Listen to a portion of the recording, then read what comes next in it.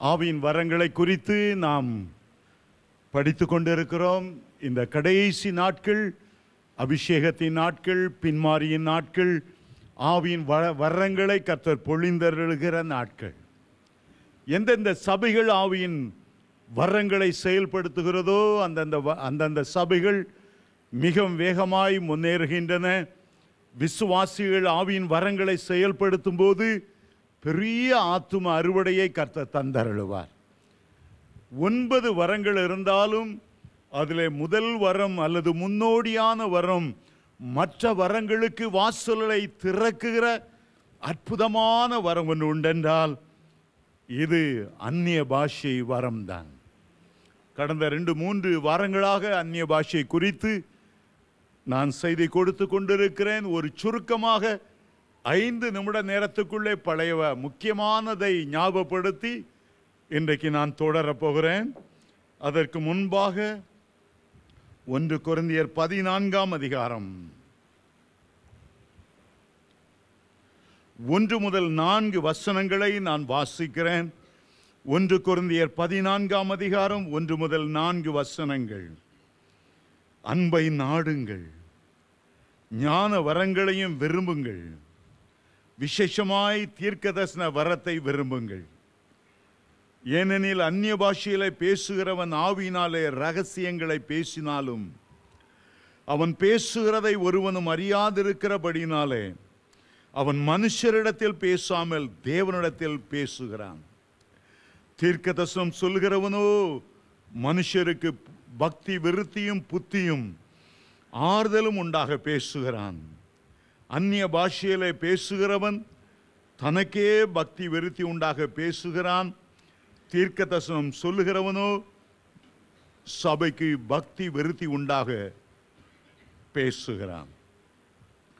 ஆண்டவர் பரலோக மொழியிலே நம்மோடு பேசி மகிழ்ந்து சம்பாஷித்திருக்க வேண்டுமென்று அவர் விரும்புகிறார்.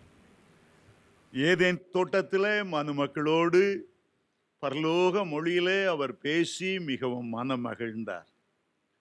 ஆனால் பாவம் குறுக்கிட்ட போது சாத்தான் உலகத்தின் அதிபதியாய் மாறின பிறகு ஆண்டவர் மறுபடியும் இந்த பூமிக்கு வந்து முன்பு மனுஷனோடு சம்பாஷித்ததை போல ஒரு சம்பாஷிக்க விரும்பாமல் பரலோகத்தில் ஏன் நின்று விட்டார்.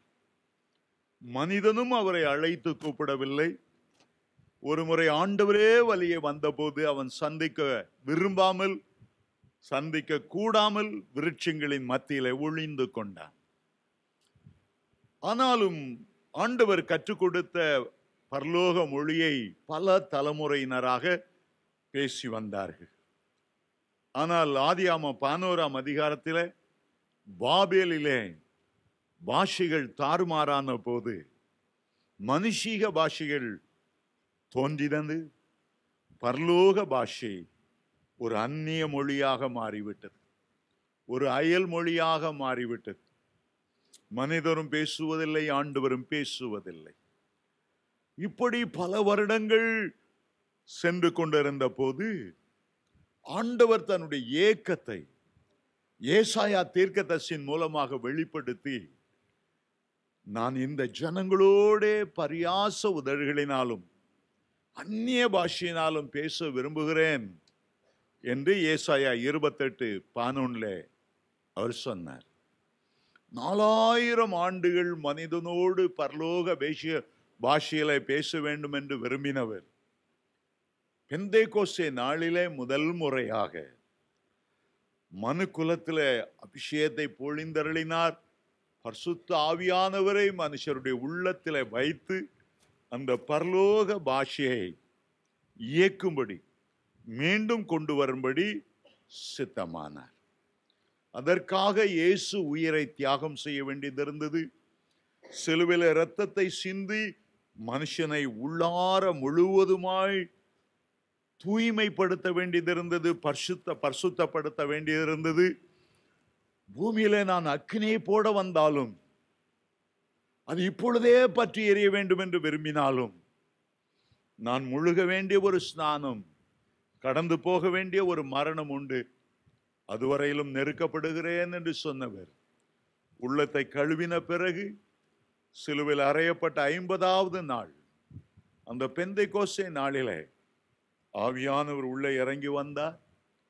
பற்பல பாஷைகளை பேசினார்கள். உலகத்தில் உள்ள பாஷைகளையும் பேச முடியும். 1 கொரிந்தியர் 13:1 தூதர் பாஷைகளையும் பேச முடியும். 2 கொரிந்தியர் 12:3 பரதேசியின் பாஷைகளையும் பேச முடியும். 4வதாக நமக்குள்ளே இருக்கிற ஆவியானவர் மூலம் ஜெப பாஷைகளை, வாக்கு கடங்காத பெருமூச்சுகளோடு அவர் கொடுக்கிற ஜெப பாஷைகளை பேச முடியும். 5வதாக பிதாவினுடைய பாஷைகளையும் கூட நாம் பேச முடியும். இது முதல் நாள் நாம் தியானித்தோம். 2வது நாளிலே பரிசுத்த ஆவியானவர் நம்முடைய நாவை பிடித்து நாவை திருப்புகிறதற்கு ஒரு காரணம் உண்டு. நாவை திருப்பும் போதுதான் வாழ்க்கையே திரும்புகிறது. சைக்கிளை ஒரு ஹேண்ட்பாரினால் திருப்புவது போல, காரை ஒரு ஸ்டியரிங்கினால் திருப்புவதை போல, பெரிய கப்பல்களை ஒரு சுக்கானால் திருப்புவது போல, குதிரைகளை கடிவாளத்தின் மூலமாய் திருப்புவது போல, ஒரு மனிதனுடைய வாழ்க்கையில ஆவியானவர் நாக்கை பிடித்து அவனை திருப்புகிறார். நாவிலே அந்நிய பாஷைகளை கொடுத்து பரிசுத்த பாதைகளை திருப்புகிறார். தோல்வியையே பேசிக் கொண்டிருக்கிறவனை வெற்றியை பேசும்படி பரலோக வார்த்தைகளை அவனுக்குள்ளே தருகிறார். மனுஷீகமான வார்த்தையினாலே வெற்றி வார்த்தைகளை பேச முடியாமல் அசுத்தமான வார்த்தைகளை பேசி பாதாளத்துக்குள்ளே இறங்குகிற ஒரு மனிதனை பரலோக பாஷையை கொடுத்து நாவை மேன்மையான ஒரு பகுதிக்கு திரும்புகிறார். பாதாளத்துக்கு செல்லுகிற அவனை பரலோக பாதைகளை திறப்புவதற்கு ஆண்டவர் அந்நிய பாஷைகளை பயன்படுத்துகிறார். ஆகவே அந்நிய பாஷையினுடைய முதல் ஆசீர்வாதம் நம்முடைய வாழ்க்கையையே திருப்புகிறது. அந்நிய பாஷையில பேச பேச பல மணி நேரங்கள் தேவ சமூகத்தில் பேசும்போது நம்முடைய துயரங்கள் சந்தோஷமாய் மாறுகிறது. நம்முடைய கசப்புகள் அது மாறாவின் இனிமையான மதுரமாய் மாறுகிறது. வாழ்க்கையில் உள்ள இருள் எல்லாம் வெளிச்சமாய் மாறுகிறது. சாபங்கள் எல்லாம் ஆசீர்வாதமாய் மாறுகிறது. அந்நிய பாஷை பேச பேச நாம் பரலோகத்தை நெருங்கி கிட்டி சேருகிறோம். பரலோக அன்பு நம்முடைய இருதயத்தில் ஊற்றப்படுகிறது. ஆண்டவரை அதிகமாய் நேசிக்கிறோம். ஆகவே முதல் ஆசீர்வாதம் அந்நிய பாஷையை நம்முடைய வாழ்க்கையை திருப்புகிறது. 2வதாக இப்போது நாம் வாசித்த 1 கொரிந்தியர் 14ஆம் அதிகாரம் 2ஆம் வசனத்தை நாம் வாசிக்கும் போது, அந்நிய பாஷையிலே பேசுகிறவன் ஆவியினாலே ரகசியங்களை பேசுகிறான். அவன் பேசுகிறதை ஒருவனும் அறியாதிருக்கிறபடியாலே அவன் மனுஷரிடத்தில் பேசாமல் தேவனிடத்தில் பேசுகிறான். அருமையான தேவனுடைய பிள்ளைகளே, நாம் ரட்சிக்கப்படும் போது ஆண்டவருடைய பிள்ளைகளாய் மாறும். ஆனால் அபிஷேகம் பெறும்போது கர்த்தருடைய மணவாட்டியாய் மாறுவதற்கு அந்த அபிஷேகம் ஒரு என்கேஜ்மெண்ட் போல, மணவாட்டியாய் நியமிக்கப்படுகிற, தெரிந்து கொள்ளப்படுகிற ஒரு ஸ்தானத்துக்கு நாம் வருகிறோம். மீண்டும் சொல்லுகிறேன், ரட்சிக்கப்படும் போது அவருடைய பிள்ளைகளாய் மாறுகிறோம். அப்பா பிதாவே என்று அழைக்கிறோம். ஆனால் பரிசுத்தாவியை பெறும்போது அவருடைய மணவாட்டியாய் மாறுகிறோம். மணவாளனுக்கும் மணவாட்டிக்கும் இடையே ஏராளமான ரகசியங்கள். அதற்காகத்தான் மணவாட்டி ஏங்கி சொன்னார், அவர் என்னை தமது வாயின் முத்தங்களால் என்னை முத்தமிடுவாராக.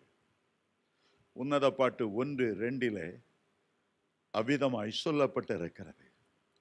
மணவாளன் தான் மணவாட்டியை வாயின் முத்தங்களால் வாயிலே முத்தமிட முடியும். மற்றபடி பிள்ளைகள் எடுத்து கொஞ்சலாம், நெற்றியில முத்தமிடலாம், கன்னங்களிலே முத்தமிடலாம்.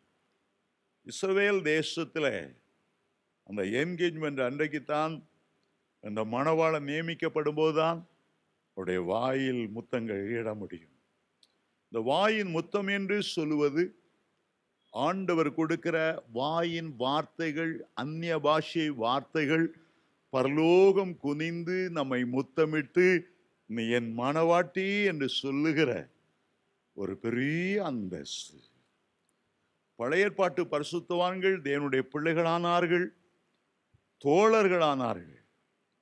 ஆனால் ஒருவராவது மணவாட்டி சாந்துக்கு வர முடியவில்லை.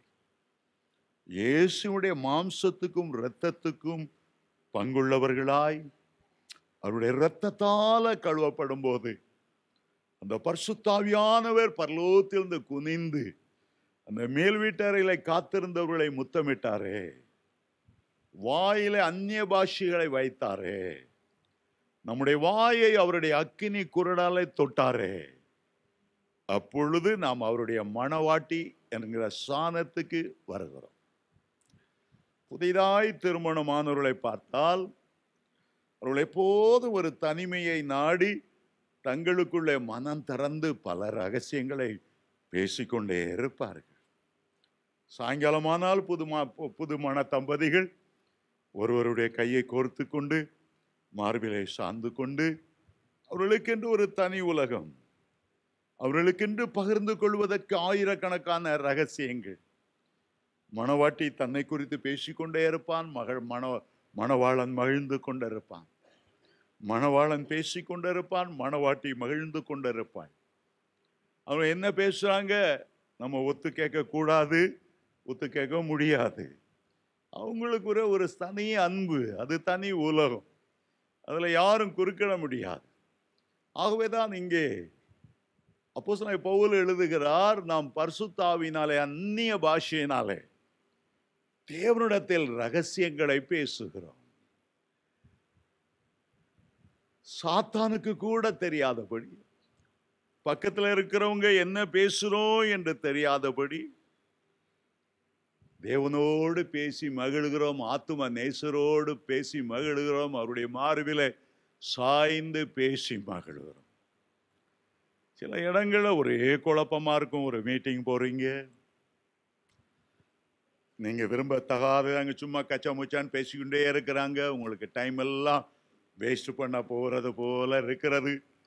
இந்த கூட்டத்தின் மத்தியிலும், குழப்பங்களின் மத்தியிலும், பிரச்சனைகள் மத்தியிலும் கண்களை மூடி அப்படியே மென்மையாய் அந்நிய பாஷைகளை பேசும்போது அவ்வளவு கூட்டத்தினரும் புரிந்து கொள்ள முடியாதபடி ஆண்டவர் மேல அன்பு வைத்து சிரித்த முகத்தோடு பேச பேச பேச பேச சுற்றில் உள்ள குழப்பங்கள் அவ்வளவு அமருகிறது.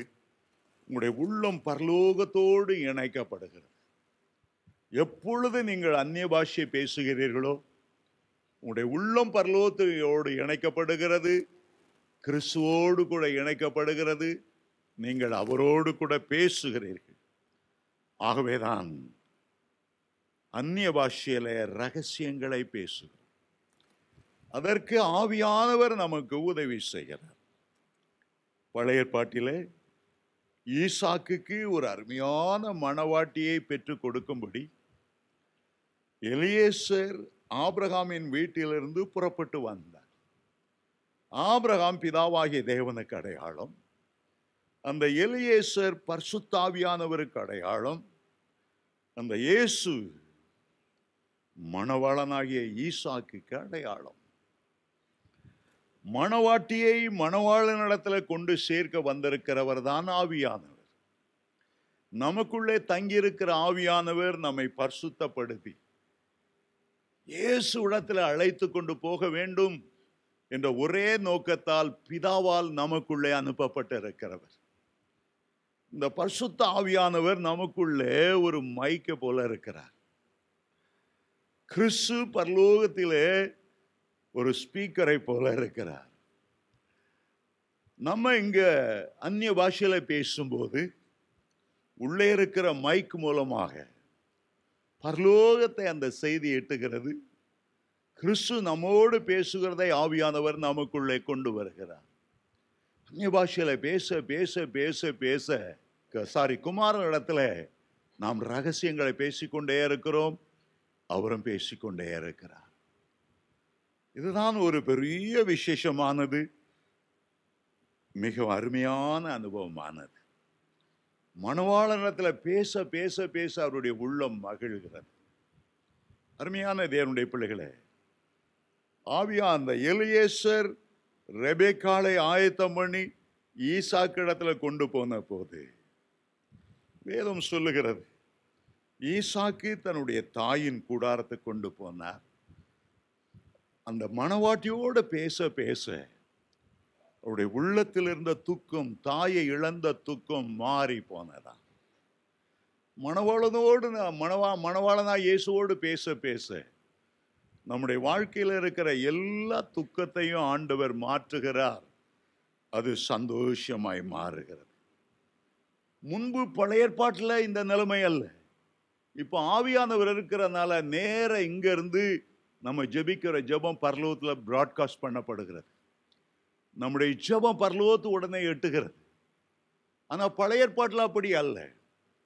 பழைய ஏற்பாட்டில் வானத்துக்கும் பூமிக்கு ஏணி வைக்கப்பட்டு இருந்தது. நம்முடைய ஜெபத்தை தூக்கி கொண்டு தேவதூதர்கள் பரலோகத்துக்கு ஏறி போனார்கள். பரலோகத்திலிருந்து ஜெபங்களை அந்த தேவதூதர்கள் பூமிக்கு எடுத்து கொண்டு வந்தார்கள். இதுதான் பழைய ஏற்பாட்டில் நடந்தது.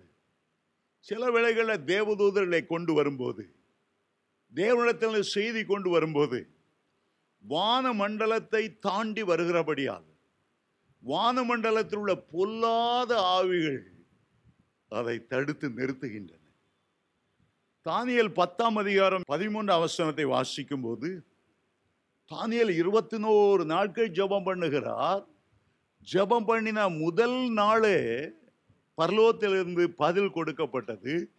அந்த தேவதூதன் அதை கொண்டு வரும்போது, வானமண்டலத்தின் பொல்லாத ஆவி, பெர்சியாவின் அதிபதி என்று அழைக்கப்படுகிற ஒரு பிசாசு, அந்த பதிலை கொடுக்க விடாதபடி 21 நாட்கள் தடை பண்ணிவிட்டான். ஆகவே அவர் அங்கே தங்கியிருக்க, அந்த தேவதூதன் அங்கே தங்கியிருக்க வேண்டியது இருந்தது. அவனுக்கு உதவியாக மிகாவேல் தூதன் வந்து அந்த அவனுடைய கையிலிருந்து விடுவித்த பிறகுதான் அவன் தானியேலுக்கு கொண்டு வந்தான். இது பழைய ஏற்பாட்டினுடைய நிலவரம். ஆனால் புதிய ஏற்பாட்டின் நிலவரம், ஆண்டவருடைய செய்திகளை எந்த தூதன் மூலமாக அனுப்புவதில்லை. பரலோக எலியேசர் நமக்குள்ளே இருக்கிறார், பரிசுத்த ஆவியானவர் நமக்குள்ளே இருக்கிறார். அந்நிய பாஷையில பேசும்போது உடனுக்குடன் அது மணவாளனுக்கு சென்று சேருகிறது. ரகசியங்களை நாம் பேசலாம். மனுஷர் கேட்க வேண்டாத ரகசியங்கள். ரகசியங்கள் என்றால் என்ன? எல்லாருக்கும் தெரிய வேண்டிய அவசியம் இல்லாத ஒரு காரியம்தான் ரகசியம். எல்லாருக்கும் தெரிகிற காரியம் ரகசியம் அல்ல, அது பரசியம் என்று சொல்வார். எல்லாருக்கும் வெளியானது, யாருக்கும் பிரயோஜனம் இல்லை. நம்முடைய குடும்பத்தின் பிரச்சனைகள், சில பிரச்சனைகளை நம்முடைய மனைவிட்ட கூட சொல்ல முடியாது, நம்முடைய பிள்ளைகளுக்கு கூட சொல்ல முடியாது. சில காரியங்களை நாம் தேவனுக்கு மட்டுமே சொல்லி நம்முடைய பாரங்களை இறக்க வைக்க வேண்டிய ஒரு சூழ்நிலை உண்டாகிறது. அதை இயேசு சொன்னார், நீயோ ஜெபம் பண்ணும்போது உன்னுடைய அறை கதவை பூட்டிக்கொள், அந்தரங்கத்தை காண்கிற பிதாவாகிய தேவன் உனக்கு உண்டு. அந்தரங்கத்திலே உன்னுடைய ஜெபத்தை கேட்கிறவர் வெளியரங்கமாய் உனக்கு பதிலளிக்கும்படி கதவை பூட்டி அந்த ரகசியத்தை பிதாவிடத்தில் சொல்லு. மத்தேயு 6:6 நாம் அதை வாசிக்கிறோம். ரகசியங்களை தேவனிடத்தில் சொல்லு. அதை அரை கதவை பூட்டி விடு. உன் ரகசியங்களை யாரும் தெரியக்கூடாது. வெளி உலகத்துக்கு உனக்கு சம்பந்தம் இருக்கக்கூடாது. உன்னை வேறு பிரித்துக்கொள். அதைத்தான் எவ்வளவு 1000 பேர் கூடியிருந்தாலும் நீ தேவனுக்கு கொண்டு செல்ல வேண்டிய காரியங்களை அந்நிய பாஷையிலே ரகசியமாய் அவருக்கு கொண்டு போ. ரகசிய மொழி மிகவும் அவசரமானது. ரகசிய மொழி மிகவும் அவசியமானது. சில ஆண்டுகளுக்கு முன்பு வரைக்கும் தமிழ்நாட்டில் தந்தி இருந்தது. ஆங்கிலத்தில் மோர்ஸ் கோடு என்று சொல்வார். போஸ்ட் ஆஃபீஸுக்கு போனீங்கன்னா கட்டு கடகட கட்டு கட்டு கட்டு கடகட கட்டு கட்டு கட்டு கட்டுன்னு வந்துகிட்டே இருக்கும். நீங்க அங்கே தான் உட்கார்ந்து இருப்பீங்க, நிற்பீங்க. ஆனால் உங்களுக்கு அதனுடைய அர்த்தம் தெரியாது. அது ஒரு ரகசிய மொழி. தந்தி கற்றவர்கள் தான் அவருடைய அர்த்தத்தை அந்த கட்டு கடகட கட்டு கட்டாத எழுதி கொண்டு வருவார்கள். அதில் என்ன செய்தி வருகிறதோ அந்த குறிப்பிட்ட ஆளுக்கு சேரும்படி அந்த செய்தியை ஒட்டி தந்தியில் கொடுத்து அனுப்புவார்கள். யாருக்கும் தெரியாது. எத்தனை பேர் போஸ்ட் ஆஃபீஸில் உட்காந்து இன்லேண்ட் கவர் அது இது போஸ்ட் கார்டு வாங்கி கொண்டு இருந்தாலும் கட்டு கட கட கட கட்டுன்னு வர்றது அவங்களுக்கு புரியாது. சில நேரங்களில் ரகசிய மொழிகளை கையாள வேண்டியது இருக்குது. கடையில் போனால் அந்த காலங்களில் ஒரு டவல் வாங்கினா ஒரு சின்ன பேப்பரை ஒட்டியிருப்பான். அந்த பேப்பரில் கே ஊசான்னு போட்டிருப்பான்.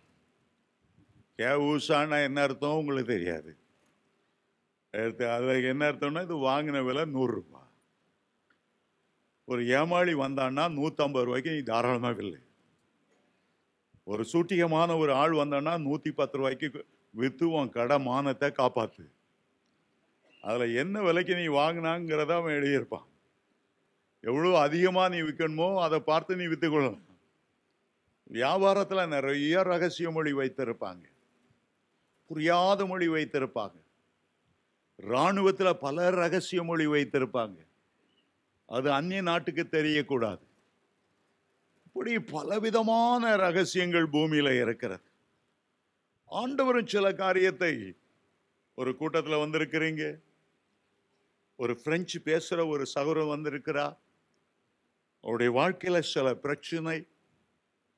ஆகவே ஆவியானவர் இறங்கும் போது அவருடைய பிரச்சனைக்குரிய தீர்வை அவர் மட்டும் அறியணும்னு நினைக்கும் போது அந்த பிரெஞ்சு பாஷையில் அந்நிய பாஷை வந்து கொண்டே இருக்கும். அப்போ அவர் மட்டும் புரிந்து கொள்ளுவார். ஏன்னா அவருக்கு பிரெஞ்சு பாஷை தெரியுங்கிறது ஆவியானவருக்கு தெரியும். வேற ஒருவருக்கும் அந்த பாஷை தெரியாது என்பது அவருக்கு தெரியும். அப்படிப்பட்ட சமயங்களிலே ஆண்டவர் அவரோடு இடைபடுவதற்காக அவருடைய தாய்மொழியிலே அவர் பேசக்கூடும். அதே போல பரலோகத்தில் இயேசுவோடு பேசும்போது அவர் அந்நிய பாஷையிலேயே பேசுவார். தேவனுடைய பிள்ளைகளை பிதா இயேசுவோடு அந்நிய பாஷையில பேச பேச ஒரு தெய்வீக பிரசன்னம் உங்களை சூழ்ந்து கொள்ளும். அந்நிய பாஷையில பேச பேச பரலோகம் உங்களுக்கு அருகில் வருகிறது போல இருக்கும். அந்நிய பாஷையில பேச பேச ஆண்டவருக்கு நெருங்கி வந்து விட்டதை நீங்கள் உணர்ந்து கொள்ளுவீர்கள். ரகசியங்களை ஆண்டவருக்கு தெரிவிக்கலாம். ஒரு முறை நான் செங்கல்பட்டு மாவட்டம் என்று நினைக்கிறேன், ஒரு சின்ன குக்கிராமத்தில் நான் பிரசங்கித்துக் கொண்டிருந்தேன். மிக சின்ன ஒரு கிராமம். பிரசங்கம் பாதி ஓடிக்கொண்டு இருக்கும்போது சர்ச்சுக்கு முன்னால ஒரு பல்லக்கு ஊர்வலமாய் போய் கொண்டிருந்தது. அதில் சில ஆட்கள் சொன்னார்கள், வண்டி நிறுத்து, அந்த பல்லாக்கை நிறுத்து, மாட்டு வண்டியில ஒரு பல்லாக்கு. புதுமண தம்பதிகள் போறாங்க, இந்த கோயிலில் போய் ஒரு ஆசீர்வாதம் வாங்கிடுவோம். யாரோ பிரசங்கம் பண்ணுகிறார்கள். பொண்ணு மாப்பிள்ளையும் வந்தாங்க. நான் பாதி பிரசங்கம் போயிட்டு இருக்கிறேன். உங்க பொண்ணுடைய தகப்பனார், ஐயா கொஞ்சம் நிறுத்துங்க, மணமக்களை ஆசீர்வதிங்க. சரி என்று நான் கீழே வந்து மணமக்களை ஆசீர்வதிக்க கை வைத்தேன். கை வைத்து ஆசீர்வதிக்க நினைக்கிறேன். ஆனா மாப்பிள்ளை மேல கை வைத்திருந்த கையில அவர் அப்படியே ஆடுறது எனக்கு லைட்டா தெரிந்தது. பார்க்கிறேன், இப்போ கண்ணை அவர் உருட்டுறாரு என்ன பார்த்து. ஆனா இந்த பொண்ணு அப்பாவியாது நின்றுட்டு இருக்கிறது. இன்னும் கொஞ்சம் ஜோம் பண்ணா அவரு பலமா ஆடுவாரு அல்ல விழுந்துருவாருன்னு தெரிந்தது. அதனால கையை நான் எடுத்துட்டேன். இதுவரை தமிழ்ல மொழி ஜோம் பண்ணி கொண்டு இருந்தேன்னா, இப்போதான் அவருக்கு மனைவிக்கு தெரியாம அந்நிய பாஷையில ஜோம் பண்ண ஆரம்பித்தேன். ஆண்டவரே, இந்த வேளையில இந்த மாலையும் கழுத்துமா வந்திருக்காங்க, இந்த வேளையில ஒரு ஆடி தொப்புன்னு உளுந்து அலக்கழிச்சு மனைவி பயந்து நடுங்கி பாவம் தாம்மா, அதனால இப்ப விட்டுரும். ஆனா எப்படியாவது இந்த ஆவியை துரத்தி இந்த குடும்பத்தை கொண்டாய் இணைச்சி சந்தோஷமா வாழ செய்யும். இந்த ஆவியை துரத்துங்கிறத நான் தமிழ்ல மொழியில ஜெபம் பண்ண முடியாது. மாமனார் நிற்கிறார், மாமியார் நிற்கிறாரு, பொண்ணு நிற்கிறா, இவங்கள தமிழ் மொழியில ஜெபம் பண்ண முடியாது. சில காரியம் ஆண்டவருடைய தந்திருக்கிற இந்த அந்நிய பாஷையில தான் தேவனுக்கு தெரியப்படுத்தணும். சில ஃபேமிலி ப்ராப்ளம் இருக்கும். அந்த ஃபேமிலி ப்ராப்ளத்துக்காக ஜெபம் பண்ண வரும்போது ஆண்டவர் நம்ம உள்ளத்துல உணர்த்துவார். இதுதான் முக்கியமான ஒரு காரியம். கணவன் மேல இந்த பிரச்சனை தவறு இருக்கிறது, மனைவி இந்த மாதிரி தாறுமாறா நடந்திருக்கிறாள். அப்ப அந்த பிரச்சனையை ஆண்டவர் நமக்கு வெளிப்படுத்தும் போது வெளியரங்கமாய் அதை ஜெபிக்க முடியாது. அந்த பிரச்சனையை நம்ம மனதில் நினைத்து அந்நிய பாஷையில ரகசியமாய் ஜெபம் பண்ணும்போது தான் அந்த குடும்பம் மேலும் மேலும் பிரச்சனை ஆகாமல் தடுக்க முடியும். அந்த ரங்கத்திலே நம்முடைய அந்நிய பாஷையில பேசுகிற ஜெபத்தை கண்டு கர்த்தர் வெளியரங்கமாய் நமக்கு பதில் அளிப்பார். ரகசிய பாஷை ஆண்டவர் கொடுத்திருக்கிறதற்காக தேவனுக்கு நாம் நன்றி செலுத்துகிறோம். இந்த ரகசிய பாஷையில பேசும்போது அதை சாத்தான் கூட அதை அறிந்து கொள்ள முடியாது. அது நமக்கும் மணவாளனுக்கும் உரிய ஒரு இனிமையான ஆனால் ரகசியமான அந்தரங்கமான ஒரு பாஷை. அப்படி அருமையான பாஷையை கொடுத்த ஆண்டவருக்கு ஸ்தோத்திரம் செலுத்துகிறேன். ஒரு பழைய கதை உண்டு, நீங்க அதை புரிந்து கொள்ளுகிறக்கா சொல்றேன். அந்த கதை சொல்ல இஷ்டம் இல்லை. ஒரு ஊர்ல ஒரு கிராமத்துல ஒரு விவசாயிக்கும் அங்கிருந்து ஒரு பணக்காரனுக்கும் சில தகராறு வந்துச்சு. எல்லை தகராறு. அது வாய் சண்டையில முத்தினது, கைகலப்பானது. செல்வந்தன் என்ன செய்தான், கோர்ட்ல போட்டான். இவன் என்ன கெட்ட வார்த்தை சொல்லி திட்டுனா, என் ஜாதி பேரை சொல்லி திட்டுனா, தூஷணமா பொழிந்தான். அவன் வாயில கெட்ட வார்த்தையில என்ன திட்டான். அவனை அரெஸ்ட் பண்ணணும், ஜெயில போடணும். கடைசியில் அந்த கோர்ட்டு கேஸ் நடக்கு. இவனுக்கு என்ன செய்யன்னு தெரியல. குடியானவனுக்கு ஒரு வக்கீல்கிட்ட போனான். ஐயா, நீங்க தான் என்னை காப்பாற்றணும், என்ன செய்வீங்களோ தெரியாது, எப்படியாவது இந்த கேஸ்ல இருந்து என்ன ஒரு விடுதலை வாங்கி தரேன். வக்கீல் கேட்டான், 10,000 ரூபா எனக்கு தருவியா? நான் உனக்காக வாழ காடுறேன். குடியானவன்ட்ட 10,000 ரூபா கிடையாது. ஆனாலும் கொடுக்க மாட்டேன்னு சொன்னா அவன் வாதாட மாட்டான். சரி, கேஸ் ஜெயித்த உடனே உங்களுக்கு 10,000 20,000 தாரேன்ட்டான். பார்த்தா பாக்கெட்ல 10 ரூபா காசு கிடையாது. 20,000 ரூபா தாரேன்ட்டான். உடனே வக்கீல் சொன்னா, ஒரு ரகசியம் சொல்லித்தாரேன். நீதிபதி கேட்பார், நீ திட்டினியா அவனை, இந்த பணக்காரனை திட்டினியான்னு கேட்பான். நீ என்ன பண்ணு, ஒரு ஊமை மாதிரி நடிச்சிரு, சொல்லு. என்ன கேள்வி கேட்டாலும் அதே சொல்லு. 100கணக்கான தடவை கோர்ட்ல சொல்லு. அப்போ ஜட்ஜி சொல்லுவான், அவனுக்கு பேசவே தெரியல, உன்னை எப்படிப்பா அவன் தூசிட்டு இருப்பான், கெட்ட வார்த்தை பேசியிருப்பான், திட்டியிருப்பான், உனக்கு வழக்க விடுதலை ஆக்கிடுவார்.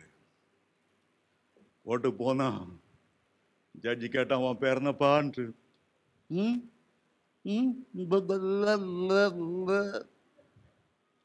கேட்டதுக்கெல்லாம் அப்படி சொன்ன உடனே ஜட்ஜி பார்த்தான், ஊமையா இருக்கானே, செல்வந்தனை பிடிச்சி ஏன்டா இப்படி பொய் கேஸ் கொடுக்குற, பேசவே தெரியல, விடுதலை ஆக்குங்க. அவன் விடுதலை ஆயிட்டான், வீட்டுக்கு போயிட்டான். வக்கீல் அவனை தேடி வந்தார்.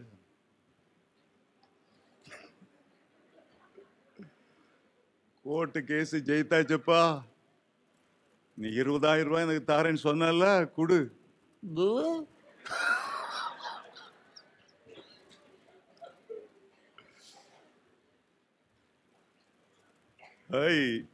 ஏன்டே விளையாடுறா, நான் வக்கீல், உனக்கு கொடுத்த ஐடியா கடைசியில் ஏன்டே காட்டுற. எங்க அப்பா யார் தெரியுமா, பெரிய போலீஸ் அதிகாரி, உன்னை 2ல் 1.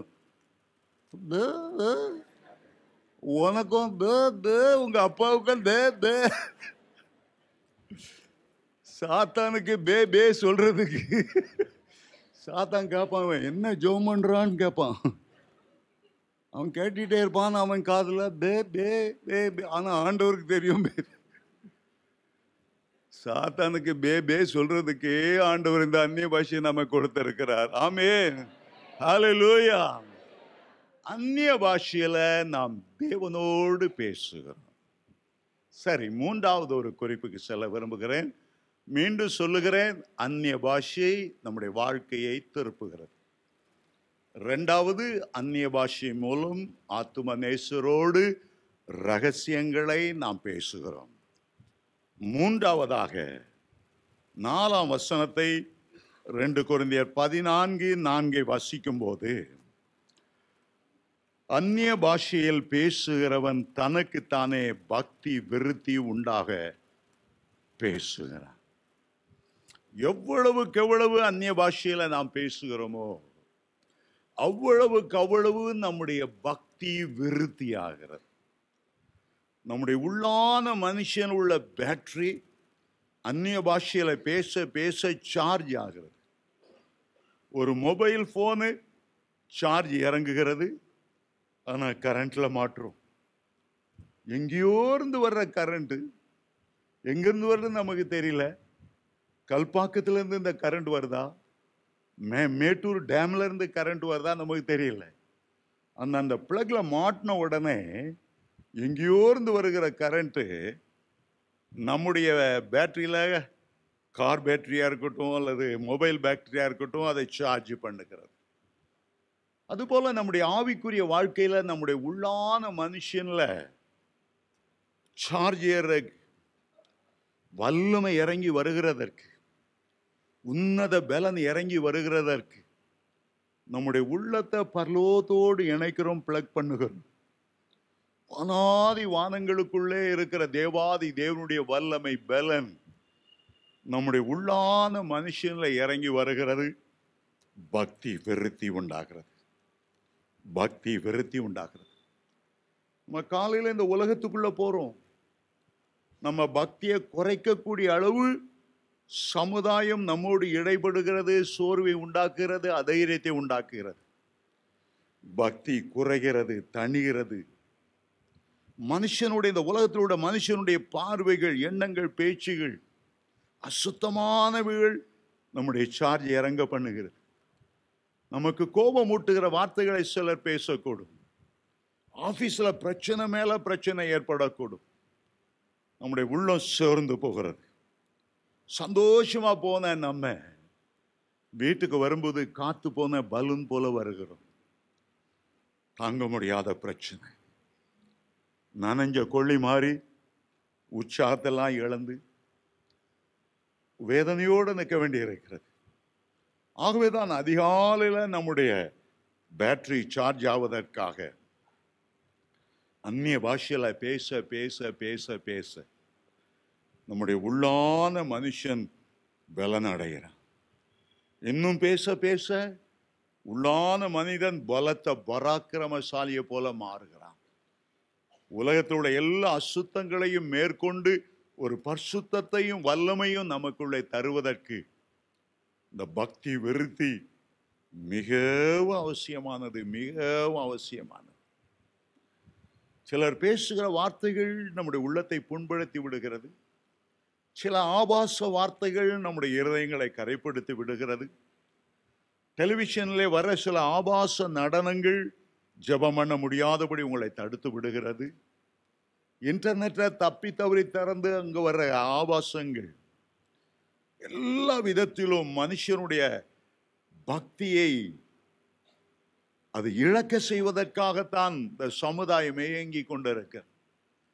அன்னைய ஆபீஸ்ல இருந்தா கூட பக்கத்துல ஒரு சேரை போட்டு இயேசு இருக்கிறார் என்ற உணர்வோடு மென்மையாய் அந்நிய பாஷையில பேசி பாருங்க.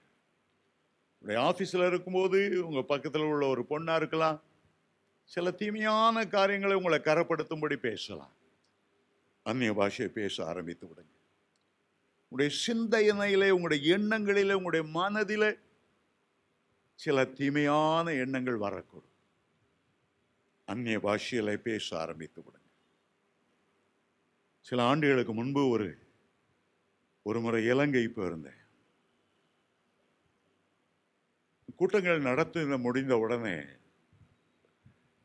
ஒரு சகோதரி, ஒரு 45 வயசு இருக்கும், பிரதர் உங்ககிட்ட வந்து நான் பாவ அறிக்கை செய்யணும்னாங்க. நான் சொன்னேன், தயவுசெய்து பாவ அறிக்கை ஏன்ட்ட செய்யாதுங்க, நேரம் ஆண்டவர்கிட்ட சொல்லுங்க, ஆண்டவருடைய பாவங்களை மன்னிப்பார். உங்க பாவ அறிக்கை கேட்கறதுக்கோ அல்லது பாவ அறிக்கை கேட்டு மன்னித்து விட்டேன் 100 தடவை பரமண்டலங்களுக்கு ஜெபம் சொல்லு, சரியா போயிடும் சொல்றதுக்கும் நான் தகுதி இல்லை. அந்த அம்மா விடுற மாதிரி தெரியல. நான் கத்தோலிக்குங்க, சாமியார்கிட்ட போய் சொல்லுங்க. என் சாமியார்கிட்ட போய் நான் செய்த பாவத்தை சொன்னா என்ன ஒரு மனுஷி மாதிரியே நினைக்க மாட்டா. அது ஏன்டையா வந்து சொல்றீங்க? இன்னைக்கு கேட்டு நீங்க ஆண்டவர்கிட்ட ப்ரேயர் பண்ணிட்டு இந்தியாவுக்கு போயிடுவீங்க, வேற என்னை பத்தி தப்பா நினைக்க மாட்டீங்க. எவ்வளோ சொல்றேன், கேட்க காணும். சரி சொல்லி தொலைன்ட்டேன். அந்த அம்மா சொன்னாங்க பாருங்க, ஐயோ அருவருப்பான ஸ்டோரிஸ். சின்ன சின்ன பையன்கிட்ட எப்படி எப்படி தப்பா நடந்த காரியம், உங்க சொந்த குப்பையிலையும் குப்பை, நாத்தத்திலையும் நாத்தம், அப்படி ஒரு கதையை என் லைஃப்ல கேட்டதே இல்லை. அந்த அம்மா எல்லா சரக்கையும் இங்கே இறக்கி வச்சுட்டு அவங்க பாட்டு போயிட்டாங்க. எனக்கு ராத்திரி போல இப்படிமா பொம்பளை பாவம் செய்வா, சவுக்கெடுத்து அடிச்சிருக்கணும். எனக்கு வருது கோபம், அவ்வளோ அருவருப்பான தன்மை. எனக்கு என்ன செய்யறேன்னே தெரியல. அறைக்குள்ள போனேன், ஆண்டவரே இந்த பாவத்தை சுமந்தது நீர் தான், நான் இல்லப்பா, என்னால சுமக்க முடியாது, எல்லாத்தையும் இந்த சிலுவையில் நான் டிரான்ஸ்ஃபர் பண்ணிடுறேன். பாவத்தை சுமந்தது நீர் தான், சாபத்தை சுமந்தது நீர் தான், இந்த இச்சைகளை சுமந்த நீ தான், இந்த அருவருப்பான எல்லாம் சுமந்த நீர் தான், இதையும் சேர்த்து சுமையும் ஆண்டவரே. அந்நிய பாஷையில பேசிக்கிட்டே இருந்தேன். அப்பா அவ்வளோ என்னை விட்டு நீங்கும்படி ஆண்டவர் கிருபை செய்தார். பொதுவே மற்றவங்க நம்மகிட்ட சில பாரங்களை பேசினாங்கன்னா அந்நிய பாஷை பேசி பேசி அதை அப்படியே ஆண்டவர்கிட்ட டிரான்ஸ்ஃபர் பண்ணிக்கிட்டே இருங்க. உங்க மேல நீங்க எடுத்தீங்க. சிலர் ரொம்ப துயரமான கதையை சொல்லுவாங்க, தனக்கு ஏற்பட்ட அநீதியை சொல்லுவாங்க. உங்களுக்கு ரத்தம் கொதிக்கிற மாதிரி இருக்கும். எப்படியா உனக்கு செய்தாங்க, எப்படியா உன்னை திட்டினாங்க. நீங்க சூடி ஏறிடக்கூடாது. இந்த ஒயர் என்ன செய்யும், இந்த கரண்ட்டை அங்கிருந்து வாங்கி நேர லைட்டு கொடுத்து எரிய ஆரம்பிக்கும். இந்த ஒயர் அந்த கரண்ட்டை தான் மேல ஏற்றிக்கிட்டா ஒயர் எரிஞ்சு போகும். ஒயர் வேலை அப்படியே கடத்தி விட வேண்டியது. ஃபேனா அப்படி கடத்து, காத்த கொண்டா அப்படியே கடத்தி லைட்டை எரிய பண்ணு, மைக்கு சத்தமிட்டு சொல்லு. ஆனா அந்த ஒயர் அப்படியே தான் இருக்கணும். ஒயர் தான் மேல ஏற்றிட்டுச்சு, போச்சு. பலரும் பல பிரச்சனைகளை உங்களுக்கு சொல்லலாம். சில நேரம் உங்களுக்கு கோபம் வரலாம், சில நேரம் அசிங்கமான எண்ணம் வரலாம், மற்றவங்க தீமையான விதைச்சிட்டு போயிடலாம். உங்களுடைய நீங்க பாதுகாப்பா இருக்கணும்னா, அது உங்களை கரப்படுத்தாம இருக்கணும்னா உடனுக்குடன் அந்நிய பாஷையில டிரான்ஸ்ஃபர் பண்ணிட்டே இருங்க. அந்த அம்மா 1000 கதை சொல்லிட்டு இருக்கலாம், ஆனா நீங்க அந்நிய பாஷையில ஜீசஸ் உங்க மேல, இது ஒரு பெரிய ரகசியம். ஏன்னா சில நேரம் சிலர் தங்களுடைய பிரச்சனைகள் சொல்லிட்டு நான் 2-3 நாளா தூக்கம் இல்லாம கடைசியில் திருப்பத்தூருக்கு போய் ஐயோ இந்த அம்மா இப்படிலாம் சொல்லி அவனுடைய சமாதானத்தை கெடுத்துட்டாங்க. அப்போதான் ஆண்டவர் சொல்லுவார், நான் சுமந்திருக்கேன்ப்பா, நீ சுமக்காத, உன் மைண்டில் அதை ஏற்றுக்கொள்ளாத, உடனே டிரான்ஸ்ஃபர் பண்ணிக்கொண்டே இரு, தப்புவா. அருமையான தேவனுடைய பிள்ளைகளே, ரஷ்யா தேசத்தில் கிறிஸ்தவர்கள் ரொம்ப ஸ்ட்ராங்காக இருக்கிறத கண்ட உடனே இந்த ரஷ்யா அதிகாரி, கம்யூனிஸ்ட் அதிகாரிகள் உங்களுடைய மூளையை சலவை செய்திடணும், இயேசுவோட அன்பை விட்டு எடுத்துடணுங்கிறதுக்காக ஒரு வழியை செய்தார். என்ன செய்தாக, காதில் ஒரு பெரிய ஸ்பீக்கர், சத்தமா அலற மாதிரி ஒரு ஸ்பீக்கர், அந்த ஆட்கள் தலையில மாட்டிடுவாங்க. 2-3 நாளாக சாப்பிடாம பட்னி போட்டிருப்பாங்க, மயக்கமான நிலைமை. இந்த ஸ்பீக்கர்ல என்ன சத்தம் கேட்கும், இயேசு முட்டாள், இயேசு முட்டாள், இயேசு முட்டாள். கம்யூனிசம் நல்லது, கம்யூனிசம் நல்லது, அதுதான் ரொம்ப சிறந்தது. இரவு பகலாக அது பிளாஸ்ட் பண்ணும். பெரிய ஸ்பீக்கர் காது மாட்டி, பசி வேற தாகம் வேற. அந்த சூழ்நிலையில இரவும் பகலும் 4 நாள் முடிச்சு அந்த காதில் மாட்டின ஹெட்ஃபோனை எடுத்துட்டா மூளை கலங்கி போகும். வெளியே விட்டா கம்யூனிசம் நல்லது, கம்யூனிசம் நல்லது, கம்யூனிசம் நல்லது. உன் பேர் என்ன? கம்யூனிசம் நல்லது, கம்யூனிசம் நல்லது. இயேசு முட்டாள். அது பிறகு அவனுடைய மனசை பழைய நிலைமைக்கு கொண்டு வரவே முடியாது. இது அந்த அரசாங்கம் கையாளுகிற ஒரு கொடிய மெத்தட். ஒரு போதகருக்கு அப்படி செய்தார்கள். அவர் என்ன செய்தார் தெரியுமா? அந்த சத்தம் காதுக்குள்ள இறங்குற பார்க்கலும் அந்நிய பாஷையில ரொம்ப சத்தமா பேச ஆரம்பித்தார். என்ன பேச ஆரம்பித்தார்? என் மீட்பர் உயிரோடு இருக்கிறார், இயேசு உயிரோடு இருக்கிறார், அவர் சர்வ வல்லமையுள்ள தேவன். அந்த மைண்டு வெளியில் உள்ள சத்தத்தால குழப்பப்படாம பரிசுத்தாவினால அந்நிய பாஷையில அதை எதிர்த்து தேவனை நோக்கி அவர் பேசி கொண்டிருந்தபடியால இந்த 3 நாட்களும் 4 நாட்கள் என்னதான் அவர்கள் முயற்சி செய்தாலும் அதை அவருடைய மனதை பாதிக்கவே இல்லை. தெளிந்த புத்தியோடு பூமிக்கு வந்தார். சில பிரச்சாரங்கள், சில வெளியே போறீங்க, உங்க பக்கத்து வீட்டில் ஒரு பெரிய லவுட் ஸ்பீக்கரை வச்சு ஜனவரி மாதம் ஒரு சத்தம், சாமியே மரணம் மரணம், சாமியே சாமியே. உங்களை அறியாமலே அங்கே எதை கேட்டு உங்க மனசுல உங்களை அறியாமலே அப்படி அந்த வார்த்தைகள் உங்களுக்குள்ளே கிரியை செய்யிட்டே இருக்கும். எவனாவது ஒரு சினிமா பாட்டு பாடிட்டு இருப்பான், பழங்காலத்து பாட்டு, நீங்கள் அந்த காலத்தில் பார்த்துருப்பீங்க. உங்களை அறியாமலே அந்த பாட்டை நீங்களும் பாட ஆரம்பிச்சிருவீங்க. இது ஒரு தொத்து நோய். அந்த நேரத்துல எல்லாம் உங்களுடைய பக்தி டவுன் ஆகி போயிடக்கூடாது. அதை ஏற்று நீங்கள் அந்நிய பாஷையில் பேச பேச பேச பேச உங்கள் சார்ஜ் நல்லா ஃபுல்லாக ஆயிரும். எந்த வல்லமே உங்களை மேற்கொள்ளவே முடியாது. பக்தி விருத்தி அவ்வளவு அருமையானது. டிஜிஎஸ் தினகரன் சொன்னார், ஒரு தடவை அருமையான பாடலை பாடும்படி ரெக்கார்ட் தியேட்டருக்கு போயிட்டு இருந்தார். 10 மணிக்கு ரெக்கார்டிங் ஆரம்பிக்கணும். இவர் காலையிலேருந்து ஜெபம் பண்ணி ரெக்கார்ட் தியேட்டர் போயிருக்கிறார். அங்கே போனால் ரெக்கார்டிங் உடனே ஆகலை. அப்போ தான் ஒருத்தன் கித்தாரை செட் பண்ணிகிட்டு இருக்கான், டியூ டியூ டியூன்னு. அடுத்தையும் பார்த்தா அந்த கதை இந்த கதை எல்லாம் ஒரே குழப்பம். மைக்கு எடுத்தால் ஓன்னு அலறுது. டைமாக போயிட்டுருக்குது. இவர் என்ன பண்ணுன்னு தெரில. பேருக்கு கதை பேசுகிறானுங்க, பேர் கிண்டல் பண்ணுறாங்க. அவங்களுக்குள்ள என்னென்னலாமோ நடந்துகிட்ருக்கு. ஒரு ஒன்றுமே ஓடலை. இவர் என்ன பண்ணாரான்னு தெரியுமா? எல்லாரும் உட்கார்ந்துட்டு இருக்கும்போது சத்தத்தை உயர்த்தினார். அப்படியே அந்நிய பாஷையில பேசினார். 2 நிமிஷம் அந்நிய பாஷையில பேசியிருப்பார். ஒரு பிரசனம் அப்படியே இறங்கி வந்தது.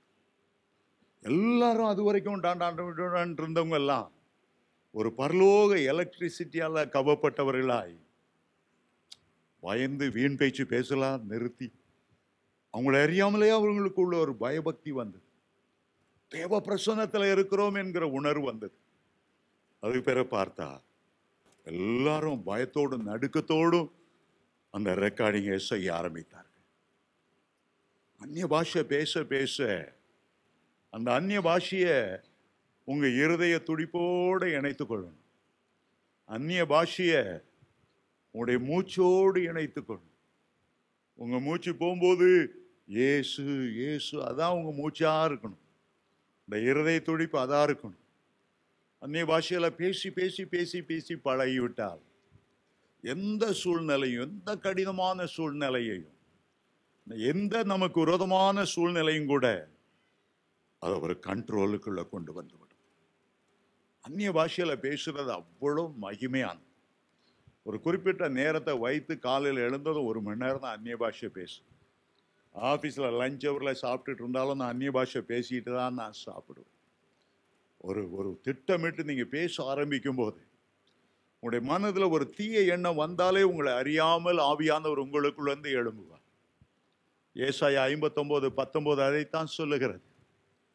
சாத்தான் வெள்ளம் போல வரும்போது, சத்துரு வெள்ளம் போல வரும்போது, உடனே ஆவியானவர் உங்களுக்குள்ள இருந்து அந்நிய பாஷையை பேசி அவர் கொடியேற்றுவார். அந்த வெற்றி கொடியேற்றுவார். அந்நிய பாஷை பேசும்போது அந்த அந்நிய பாஷையிலே ஒரு அக்கினி இருக்கிறது. அந்நிய பாஷையில ஒரு அக்கினி இருக்கிறது. பழைய காலத்துல எல்லாம் அந்த நிலக்கரி ட்ரெயினை இயக்கிறது உள்ள போடுற அக்கினி தான். அந்த நிலக்கரி அந்த பாய்லருக்குள்ள போய் அக்கினியாய் பற்றி எரிய ஆரம்பிக்கும் போது அந்த நீராவியினுடைய வேகம்தான் அந்த ட்ரெயினை இயக்குகிறது. அந்நிய பாஷை என்பது பரலோகத்தின் அக்கினி. இந்த அக்கினி 2 காரியங்களை முக்கியமாய் சொல்லுகிறது. ஒன்று, உங்களுக்குள்ள இருக்கிற பாவ பழக்க வழக்கத்தை சுட்டரித்து அதில் உங்களுக்கு ஒரு ஜெயத்தை தருகிறது. ஏசாயா 4:3 இந்த ஆவியானவரை சுட்டரிக்கும் அக்கினி என்று வேதத்தில் வாசிக்கிறோம். எருசலேம் குமார்த்திகளின் அழுக்கை கழுவி சுட்டரிப்பின் ஆவினால் நிரப்புகிறார். சில செடி நச்சு செடியா இருக்கணும் இருந்தா அதுல ஆசிட் ஊத்தும் போது முதல்ல வேர்ல ஊத்தும். நமக்குள்ள ஆவியானவருடைய அபிஷேகம் அந்த வேர் வரைக்கும் செல்லுகிறது. திரும்ப அது முளைக்காதபடி செய்கிறது. ஒரு பக்கம் சுட்டரிக்கிறது, மறுபக்கம் சுத்திகரிக்கிறது. சுட்டரிக்கவும் வேணும், சுத்திகரிக்கவும் வேணும். சுட்டரிக்கிற ஆவியானவர் நம்ம மேல இருந்து சாத்தான் கொண்டு வருகிற சகல எண்ணங்களையும் அவன் சுட்டரித்து போடுகிறான். மேல் வீட்டறையில பரிசுத்தாவியானவர் வந்தபோது அப்போஸ்தலர் 2:4 சொல்லுகிறது, அக்கினிமயமான நாவுகள், அக்கினிமயமான நாவுகள். சுட்டரிக்கும்படிதான் அந்த அக்கினிமயமான நாவுகள் வந்தது. ஏசாயாவின் நாவை அந்த அக்கினி குரடு தொட்டு அவரை சுத்திகரித்தது. சுட்டரிக்கிறது, சுத்திகரிக்கிறது. எவ்வளவு மகிமையான ஒரு அனுபவத்தை ஆண்டவர் தருகிறார். அருமையான தேவனுடைய பிள்ளைகளே, இந்த அந்நிய பாஷை என்பது சாதாரணமானதல்ல. பரலோக தேவன் நம்முடைய வாழ்க்கையை திருப்புகிறார். அதை உபயோகித்து பரலோக தேவனோடு சந்தோஷமாய் மனவாட்டியாக ரகசியங்களை பேசுகிறோம். அதே நேரம் இந்த அந்நிய பாஷையினால தேவையில்லாத பாவ பழக்க வழக்கங்களை சுட்டரிக்கிறோம். நம்முடைய வாழ்க்கையை சுத்திகரிக்க ஆரம்பிக்கிறது. ஜான் பனியன் என்ற ஒரு தேவனுடைய மனிதன் மோட்ச பிரயாணம் என்ற நூலை வெளியிட்டார். வேதத்துக்கு அடுத்தபடியாய் அதிகமாய் பூமியில பல வருஷங்கள், நூற்றாண்டுகள் விற்பனையான புஸ்தகம் அந்த ஜான் பனியன் எழுதின மோட்ச பிரயாணம் என்பதா. அல்ல ஒரு இடத்துல பார்க்கிறார், ஒரு அக்கினி பற்றி எரிந்து கொண்டு இருக்கிறது. அது தேவனுடைய அன்பு என்கிற அக்கினி, பரிசுத்தாவின் அக்கினி என்கிற அக்கினி. இவர் இது பற்றி எரியட்டும் என்று விரும்பிக் கொண்டு இருக்கும் போது அங்க 2-3 குட்டி சைத்தான்கள் வந்து இந்த அக்கினி அணைப்பதற்காக தண்ணீரை ஊற்றி கொண்டு இருக்கிறார். பைப்பு பிடிச்சு தண்ணி அடிக்கிறார்கள். இந்த அக்கினி அணைந்து போட்டு ஒரே அதிர்ச்சி. ஐயோ, இந்த அக்கினி அணைந்து போகுமா? இந்த பரிசுத்தாவி அணைந்து போகுமா? இந்த அந்நிய பாஷை வரங்கள் அணைந்து போகுமா?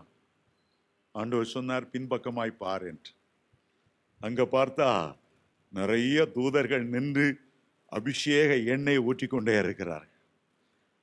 இவன் யூஸ் பண்ற குழாய் சின்ன குழாய், பரலோகம் யூஸ் பண்ற குழாய் பெரிய குழாய். இன்னும் அதிகமாய் பற்றி எரிந்ததை தவிர அதை அணைக்கவே முடியவில்லை. உன்னத பாட்டு 8:7 சொல்லுகிறது, நமக்குள்ளே அந்த நேசம் என்கிற அக்கினி பற்றி எரிந்து கொண்டிருக்கிறது. திரளான வெள்ளங்கள் அந்த நேசத்தை அவிக்க மாட்டாது.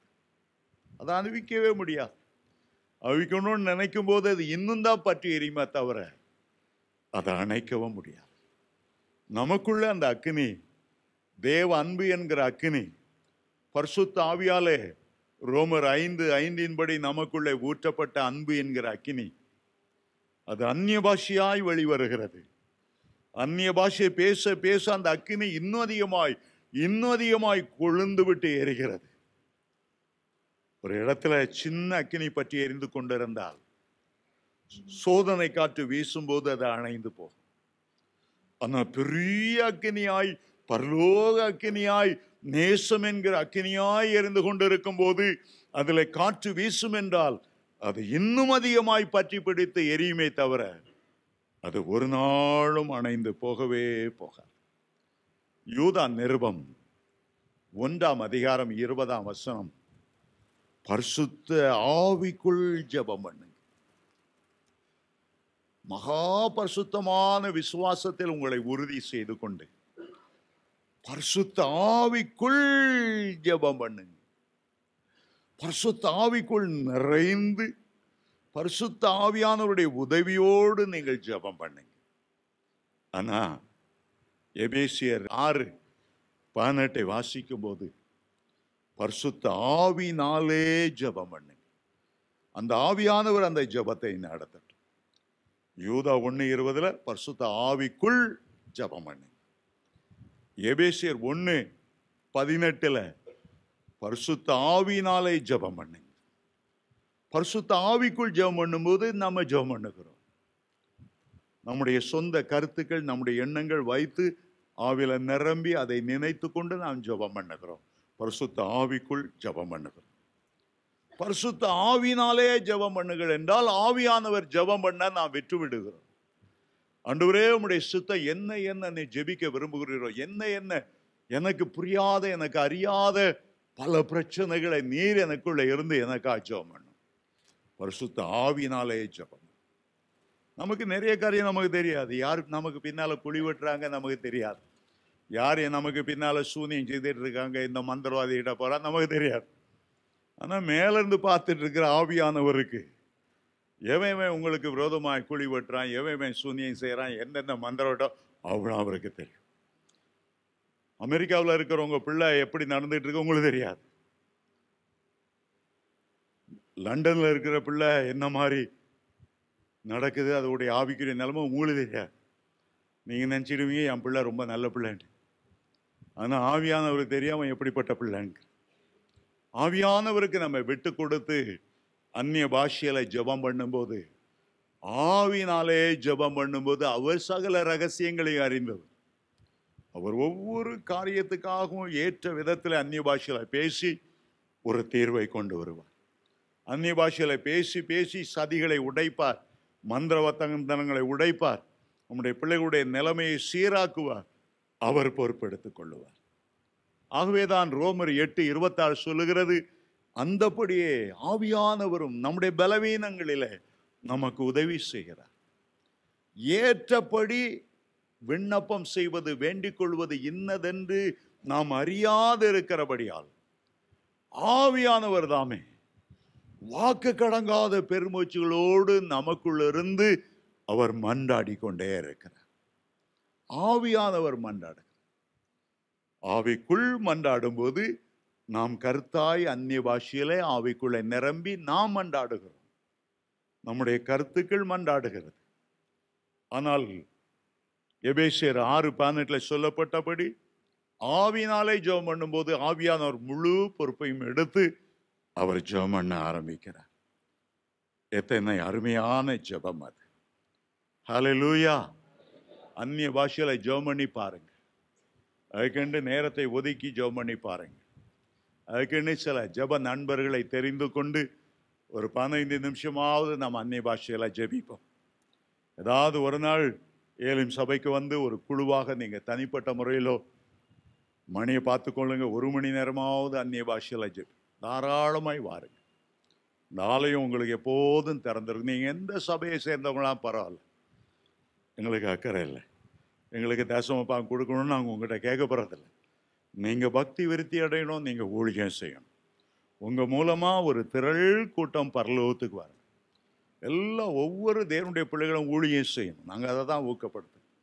முன்பு சபையில் அடிக்கடி சொல்வேன், 3 வருஷம் வேணால் விசுவாசியா இருங்க. இந்த 3 வருஷத்துக்குள்ள உங்கள் ஊழியம் என்னன்னு கண்டுபிடிச்சி உங்களுக்கு ஒரு ஊழியத்தை ஏற்படுத்தி ஓடி போயிருங்க, சபைக்கு வராதுங்க. ஆனால் நீங்கள் அக்கினி ஜுவாலையாய் போய் ஊழியம் செய்யணும். அதுதான் முக்கியம். ஹல்லேலூயா!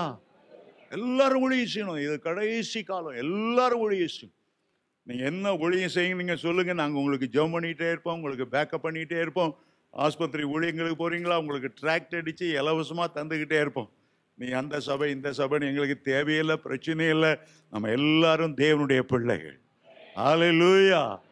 பரலோகத்து போகும்போது திரளான ஆத்துமாக்களோடு நான் போகணும். ஆண்டவருடைய நாமம் உங்க மூலமா மகிமைப்படணும்.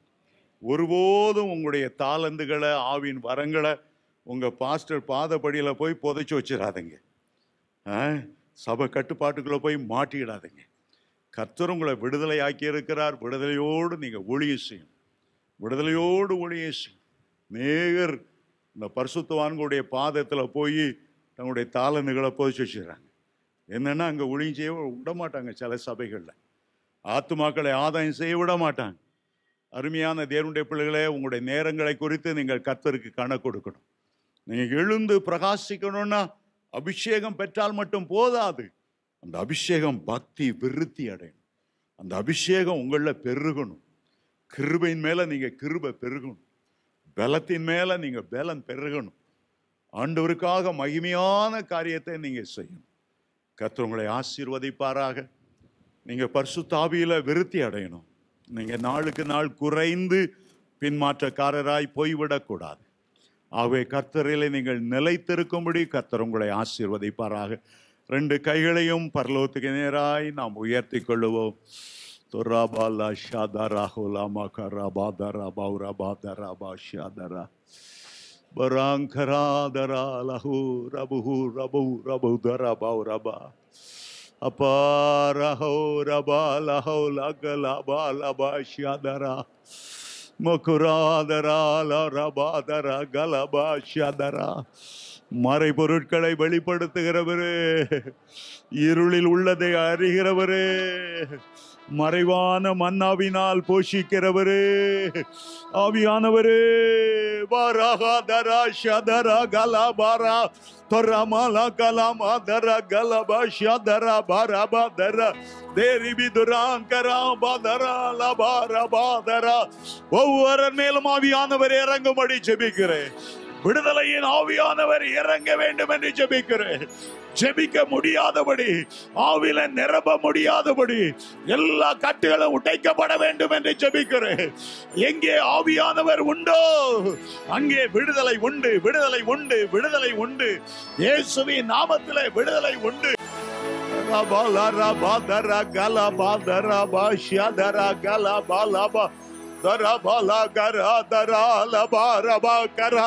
இந்த அக்கினி பெருகட்டும், இந்த அக்கினி பரவட்டும், இந்த அக்கினி தேசம் எல்லாம் பற்றி பிடித்து எரியட்டும்.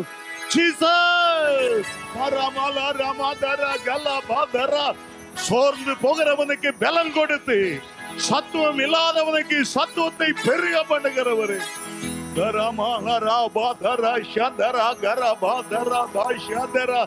வேதத்தின் ஆழங்களை எங்களுக்கு போதிக்கிறவரு. உண்மையில் என் கண்ணை வைத்து உனக்கு ஆலோசனை சொல்லுவேன்.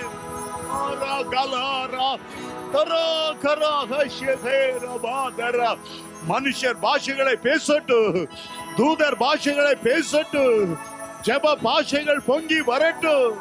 கர்த்தரோடு ஆத்தும நேசரோடு பேசி மகிழ்கிற வார்த்தைகள் வரட்டும் ஐயா. வானாதி வானம் கொள்ளாதவரே, நீர் எங்களுக்குள்ள வந்து வாசம் பண்ணுகிறதற்காக உமக்கு நன்றி. உன்னதமான தேவன் எங்களுக்குள்ள தங்கி இருந்து பாஷைகளை தருகிறவரே, உம்முடைய பிள்ளைகளுடைய அபிஷேகம் பெருகட்டும் ஆண்டவரே. அந்நிய பாஷையில பேசி பேசி பெருகட்டும். எல்லாம் ஊழியக்காரர்களாய் மாறட்டும். உன்னதமானவருடைய தீர்க்கதரிசிகள் என்று அழைக்கப்படட்டும். அவர்களின் கைகளை கொண்டு பலத்த அற்புதங்களை செய்யும்படி ஜெபிக்கிறோம். ஆமென். ஹல்லேலூயா. glory glory. மகிமை மகிமை மகிமை மகிமை. ஒவ்வொரு மேலும் மகிமை மகிமை மகிமை. ஒவ்வொரு மேலும் அக்கினி அக்கினி அக்கினி. ஒவ்வொரு மேலும் உன்னதத்திலிருந்து வருகிற பலன் நிரப்ப வேண்டும் என்று ஜெபிக்கிறோம்.